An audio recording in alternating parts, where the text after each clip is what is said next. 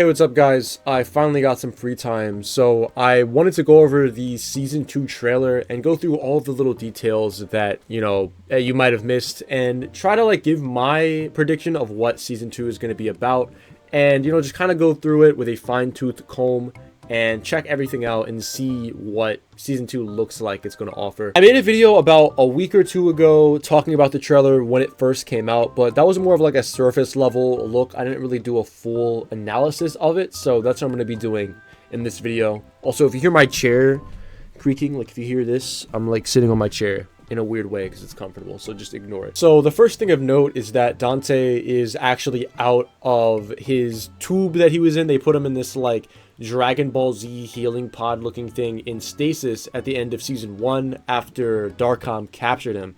And it looks like a lot of time has passed since then, probably a few years. And it looks like he's working with Darkom and they're giving him some type of debriefing on some type of mission he has to go on or something like that. And I'll show you what I think that mission is exactly and kind of just predict the whole plot of the show for you guys by the end of this video. But it looks like Dante is out of the pod and is for some reason working with Darkom, which doesn't really make that much sense to me. I mean, it could be because I haven't actually seen the show and don't really know the reason given. Darkom was a major antagonist to Dante in the first season, to the point where Lady just completely betrayed him at the end, shot him with some tranquilizer dart, and then they just took all of his belongings and put him in some stasis pod to try to study him. And Darkom, Lady, and the rest of the Darkom task force throughout the whole show were trying to apprehend and capture Dante and weren't really that friendly to him. So I don't really know why he would be working for them and wouldn't just use his demon powers to just break out of whatever containment he's in now that he's out of the pod. It doesn't really make any sense. It looks like season 2 is taking a lot of inspirations from Devil May Cry 2. We can see Dante take a glance at this outfit, the one that it looks like he's going to be wearing primarily in this season, and it clearly looks really inspired by the outfit in DMC 2 with the colors here.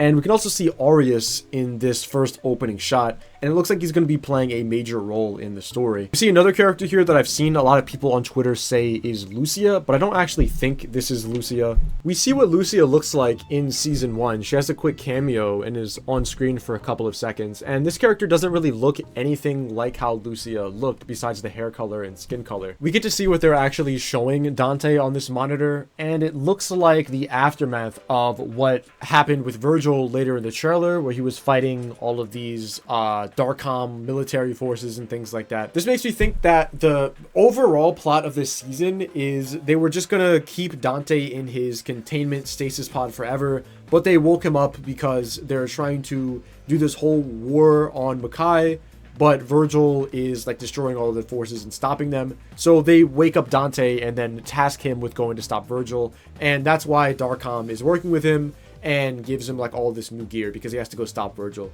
And we actually see them fight later in the trailer. So I'm assuming that's the plot for season 2. Is this a good plot? I'll just leave that for you guys to decide, but let's keep looking at the trailer and see what else we can get from it. Dante finally gets Ebony and Ivory after a whole season. I remember I originally thought that he would be getting Ebony and Ivory in the first episode, but it took a whole season, but he finally has them, which is cool.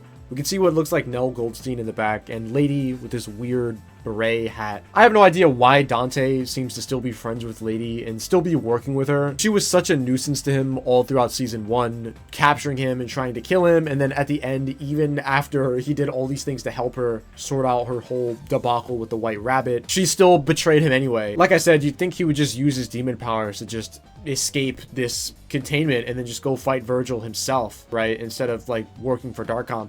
Maybe it's another situation where they have some type of bomb implanted in his neck where if he doesn't listen, it'll blow him up or something, or they have some kind of leverage over him. I'm not really sure, but unless they do, I don't see why Dante wouldn't just bust out of the place and then just go fight Virgil on his own terms. It doesn't really make any sense, but I guess we'll see if they, make it make sense. We get a few shots of Virgil wreaking havoc against the Darkom military forces. Why? I'm not really sure. I'm assuming he's pro Makai and wants to help the demons from the demon world. So that's why he's going around destroying all these tanks. Yeah, I think his voice sounds horrible, just like everyone else does. I think Robbie Daymond does a good job. He's a good voice actor. He's really talented. But I don't really think his voice fits for Virgil.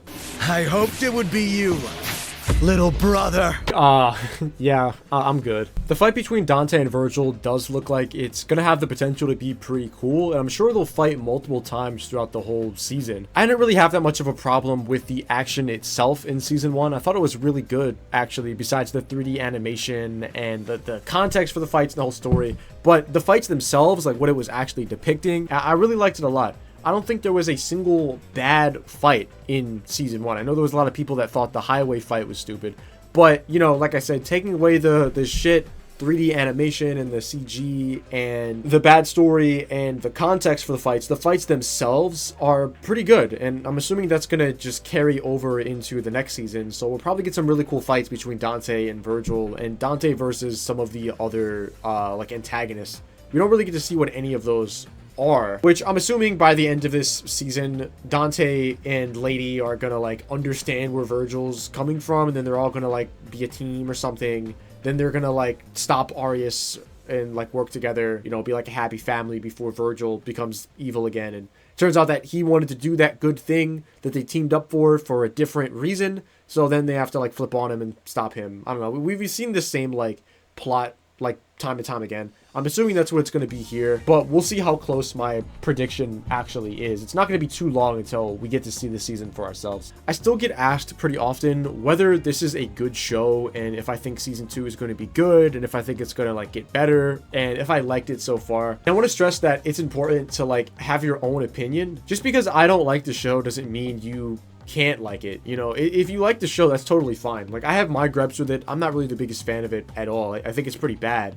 But if you like the show, all power to you. You know, there's nothing wrong with liking something that someone else doesn't really like. I read a lot of comments of people saying that they liked the show before they heard my opinion about it, and like try to adopt the correct opinion to not be made fun of on the internet. I find that kind of ridiculous. If you like the show, just like it, dude. Don't feel like you have to adopt mine or anyone else's opinions because you have to be correct. Do I think the show is going to get better? No. I said this a few times in other videos, but the way Netflix does contracts for animated shows is they commission multiple seasons up front.